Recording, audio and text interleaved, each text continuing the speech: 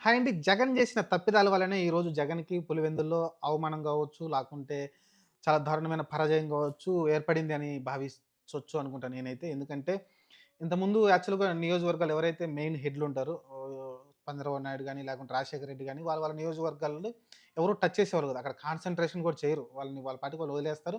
ఖచ్చితంగా ఆ సీటు వాళ్ళు గెలుస్తారు.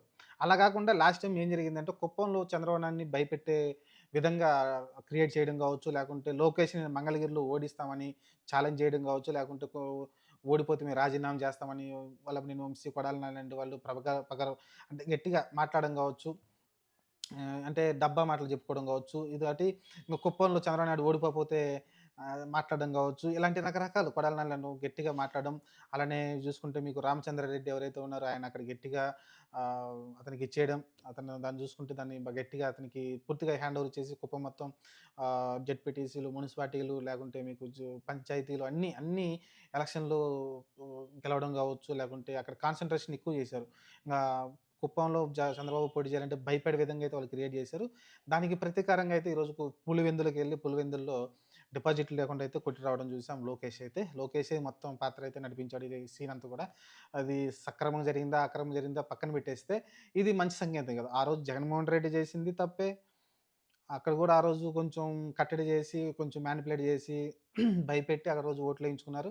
ఇక్కడ చూసుకుంటే ఇంక పూర్తిగా అసలకి ఒక్కళ్ళని కూడా బయట రాకుండా మొత్తం పోలీసులతో పహారాలో మొత్తం ఓట్లయితే వేయించుకొని ఈరోజు డిపాజిట్లు కూడా రాకుండా వైసీపీకి చేయడం చూసాం.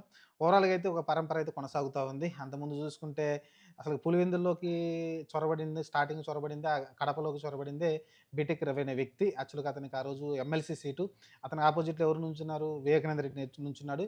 అతను ఆ రోజు ఓడిపోయాడు. దానికి సహకరించింది వైసీపీ వాళ్ళనేది చాలామంది మాట్లాడుతారు. అందులోనూ అవినాష్ రెడ్డే అవినాష్ రెడ్డికి మధ్యలో గొడవలు ఉండటం వల్ల ఆ రోజు బీటెక్ రవిని పోషించింది అవినాష్ రెడ్డి అనే మాట్లాడుతా ఉంటారు. ఈరోజు అదే బీటెక్ రవి వచ్చేసి అవినాష్ రెడ్డి గట్టిగా ప్రయత్నించిన పులివెందుల జెడ్పీటీసీకి అతనే అడ్డంకి మారి ఈరోజు అవినాష్‌కే దెబ్బ కొట్టడం చూసాం మనమైతే బీటెక్ రవి. ఓవరాల్‌గా చూసుకుంటే ఇదంతా ఒక ప్యాటర్న్‌గా ముందుకెళ్తూ ఉంది. ఎవ్రి రియాక్షన్‌కి అపోజిట్ రియాక్షన్ అన్నట్టు అయిపోయింది. ఇంకా ఆ రోజు పులివెందులు టార్గెట్ చేశారు. ఆ రోజు కుప్పాన్ని టార్గెట్ టార్గెట్ చేస్తే వైసీపీ వాళ్ళు జగన్మోహన్ రెడ్డి ఈరోజు కుప్పంలో టార్గెట్ చేశారు. కుప్పంలో అంటున్నా పులివెందులో టార్గెట్ చేశారు లోకేష్ గారు. ఓవరాల్‌గా ఇది ఒక ప్రతీకార చర్య లాంటిదే. ఇంగ దానిలో మనం ఏం మాట్లాడుకునేది ఏం లేదు. ఇక్కడ అక్రమం, సక్రమం అంటూ ఏమీ లేదు. ఖచ్చితంగా ప్రజాస్వామ్యంలో ఇలాంటి ఇంకా మనం ఇలాంటిని ఎంకరేజ్ చేయకూడదు గూడా. ఎందుకంటే చూసాం మనం ఏజెంట్లు గూడా వాళ్ళు రాకుండా నిర్బంధించడం గావచ్చు, లేకుంటే ఏజెంట్లకి డబ్బులిచ్చి రాకుండా చేశారనో తెలీదు. రకరకాల కారణాలు చాలా ఉన్నాయి. మరి వాళ్ళైతే కొంచెం కనీసం పోరాట పటిమ గూడా చూపించలేదు వైసీపీ వాళ్ళు. బహిరంగంగా వచ్చి ప్రజలు గూడా వచ్చేసి ఇప్పుడు దాదాపు ఒక 1000 మంది ప్రజలు గుమికూడి వచ్చారంటే ఎవడు ఆపలేడు. మేము ఓట్లేస్తామంటే ఎవడొచ్చి ఆపుతాడంటే ఎవడు ఆపడు. మా ఓట్లు వేరే వాళ్ళు వేసుకున్నారంటే ఎలా ఉంటది చెప్పండి? మాకు కనీసం ఓటేసేటప్పుడు అక్కడికి మా ఓటు వేయలేదు అని చూపించినప్పుడు ఏలుకి ఇంకేస్తారు, ఇంకు చూపిస్తారు. ఇంకేయకపోతే ఆటోమేటిక్‌గా ఓటేయనట్టే గదా! ఇలా రకరకాలుగా చాలా ప్రయత్నాలు చేయొచ్చు. కానీ వైసీపీ అయితే అలాంటిది ఏం చేయలేదు. చేతులెత్తేసారనిపించింది నాకైతే.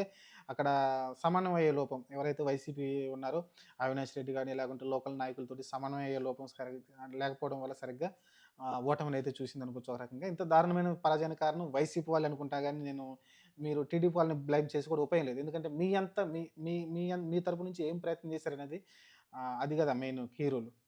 వైసీపీ వాళ్ళు సరే వాళ్ళు రిగ్గింగ్ జేస్తున్నారు. లేకుంటే బూత్ క్యాప్చరింగ్ జేశారు. జమ్మలమడుగు నుంచి ఓట్లేసారు వచ్చి. ఇయన్నీ చెప్తున్నారు గానీ, వాళ్ళు ఓట్లేస్తుంటే మీరేం జేశారు? మీరేం ప్రయత్నం చేశారు? ఒక కనీసం ఒక 1000 మంది ఎళ్లి దాన్ని పోరాడలేరా మీరు? 1000 మంది ఒక గుంపుగా ఎళ్లి పోలీసులు 1000 మందొస్తే ఏ పోలీసులని ఎవరు అడ్డుకుంటారు చెప్పండి? మేమందరం ఓటర్లు. మేము ఓటేయడానికి వచ్చామంటే ఎవడాపుతారు చెప్పండి? ఎవడు ఆపడు. అదే టైంలో అక్కడే మీడియా ఉంటుంది. అన్ని టీవీ ఛానెల్‌లు కవర్ చేస్తూ ఉంటాయి. కాబట్టి దాన్ని ఎవరు ఆపరు. చూసుకుంటే మీకు అది నాకైతే కనిపించింది. వాళ్ళ దగ్గర పోరాట పటిమనేది వైసీపీ దగ్గర కరువైందనైతే నాకైతే అనిపించింది. ఒక తెగింపు కనపడలేదు వాళ్ళ దగ్గర నుంచి. అదైతే నాకు క్లియర్‌గా స్పష్టంగా అనిపించింది. ఆ తెగింపు లేకపోవడం వల్ల ఇంత డిపాజిట్లు కూడా రాకుండా కోల్పోయారు వాళ్ళైతే. ఇదండి చూద్దాం మరి ఇద్దరు డబ్బులు పెంచారు. ఇద్దరు 5,000 పైన పెంచారంట. చీరలు కాకపోతే ఈళ్ళు కొంచెం చీరలు కూడా ఎక్కువ పెంచారు టీడీపీ వాళ్ళు అంతకు మించి ఏం లేదు. కాకపోతే ఓట్లు కూడా మేము వేయలేదనేది అక్కడ కొంతమంది అక్కడ స్థానికులు చెప్తున్నారు కాబట్టి ఆ ఓట్లు వేయనప్పుడు అక్కడున్న లోకల్ నాయకులు వాళ్ళందరిని తీసుకొనెళ్ళి ఒక 1000 మందిని, 1500 మందిని గ్యాదర్ చేసుకొని, వీళ్ళందరూ ఓట్లు వేయలేదు. ఎందుకు వీళ్ళందరూ దొంగ ఓట్లు వేశారు వీళ్ళ ఓట్లని అక్కడ నిరూపించగలిగితే అక్కడే నిరూపించగలిగితే ఆటోమేటిక్‌గా రీపోలింగ్ జరిగుండేది. క్యాన్సెల్ అయిపోయేది. జగన్మోహన్ రెడ్డి ఏదైతే అంటున్నాడో ఆహ్, కేంద్ర బలగాలతోటి మళ్ళీ రీపోలింగ్ చేసుండేవాళ్ళేమో. కాబట్టి అది ఈళ్ళు సరిగ్గా సమన్వయ లోపం ఇదంతా. అది కేవలం వైసీపీ తప్పే గాని ఈరోజు బ్లేమ్ చేసి ఉపయోగం లేదు. చూద్దాం మరి ప్రస్తుతానికైతే ఇదంతా కూడా చర్యకు ప్రతిచర్య అంతే. ఆ రోజు కుప్పాన్ని టార్గెట్ చేశారు. ఈరోజు పులివెందులు టార్గెట్ చేశారు. సమమైపోయింది. చూద్దాం మరి. ఇంక ఫ్యూచర్‌లో ఏం జరగబోతుందో.